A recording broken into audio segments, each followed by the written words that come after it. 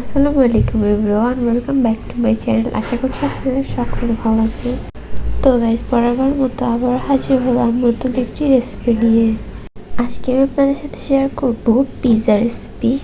Pizza সাধারণত ওভেনে তৈরি করে থাকে, তো আজকে আমি দেখাবো কিভাবে আপনারা চুলায় পারফেক্ট পিৎজা তৈরি করতে পারবেন। পিৎজা তৈরিতে আরও একটি মূল বিষয় হচ্ছে পিৎজা ডো। পিৎজা ডোটা যদি পারফেক্ট না হয়, পিৎজাটা কিন্তু খেতে ভালো লাগে না আর এটা সফট হয় না। তো গাইস, রেসিপিটি ভালো লাগলে লাইক কমেন্ট শেয়ার করতে ভুলবেন না। তো গাইস, পিৎজা ডোটা বানানোর জন্য ফার্স্টে আমি এখানে নিয়ে নিব 1 কাপ ময়দা। তারপর এখানে দিব স্বাদ মতো লবণ। আমি এখানে হাফ চা চামচ লবণ ইউজ করছি। তারপর এখানে দিব 1 টেবিল চামচ চিনি। তারপর এখানে দিব 1 টেবিল চামচ গুঁড়া দুধ। এখানে আমি 1 টেবিল চামচ থেকে একটু কম ইস্ট ইউজ করছি। তো তারপর সবগুলো উপকরণকে একটু ভালোভাবে মিক্স করে নিব।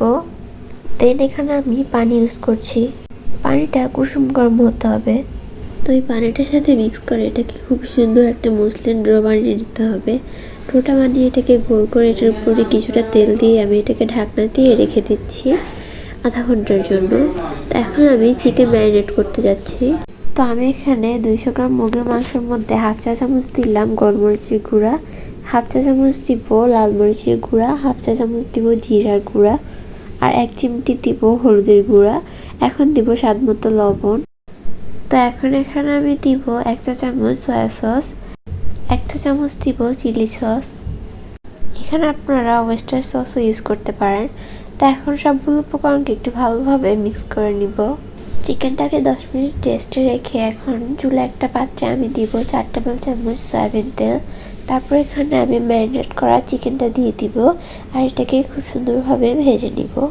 চিকেনটা থেকে যে পানিটা বের হবে ওই পানিটা দিয়ে চিকেনটা ভাজা প্লাস সিদ্ধ হয়ে যাবে। তো এখন এখানে আমি সসেস ইউজ করছি। তো এখন আমি সসেসগুলোকে ছোট ছোট টুকরা করে কেটে নিব। তো এখানে আমি 2টা সসেসকে কেটে নিলাম। তো এখন চুলা একটা প্যান বসিয়ে প্যানে 1 টেবিল চামচ তেল দিয়ে আমি সসেসগুলোকে কিছুক্ষণ ভেজে নিব। তো ভেজে এগুলোকে আমি তুলে নিব। তো এখন আসছি ডোয়ের কাছে। ডোটা কিন্তু আধা ঘন্টা পর আগের থেকে অনেকটাই সফট হয়ে আসছে। তো এই পর্যায়ে এটাকে একটু ভালোভাবে মথে নিব। তো মথে নেওয়ার পর এখানে আমি একটা নিব পিৎজা ট্রে। পিৎজা ট্রেটার নিচে আমি কিছুটা তেল ব্রাশ করে নিব। আপনারা এখানে যে কোনো ধরনের ট্রে নিতে পারেন আপনাদের পছন্দ অনুযায়ী। তো পুরো ট্রেটার নিচে আমি তেল ব্রাশ করে দিব। তো তেলটা ব্রাশ করে এখানে আমি ডোটাকে বসিয়ে দিব। ডোটাকে বসিয়ে আমি হাতের সাহায্যে এটাকে ছড়িয়ে ছড়িয়ে দিব।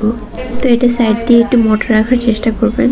তো তারপর এখানে আমি নিব একটা কাঁটা চামচ। কাঁটা চামচের সাহায্যে এর উপর দিয়ে আমি এরকম করে ছড়িয়ে ছড়িয়ে দিব।